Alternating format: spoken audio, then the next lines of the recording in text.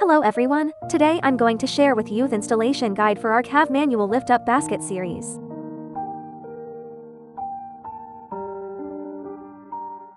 Ensure the cabinet depth on both sides is over 300 mm, ensure the cabinet height is over 580 mm. Place the lift-up basket into the cabinet.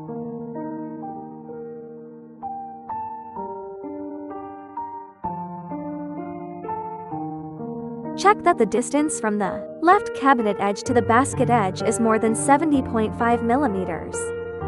Check that the distance from the right cabinet edge to the basket edge is more than 70.5 millimeters.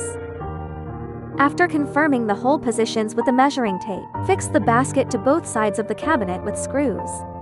Let's take a look at the final result.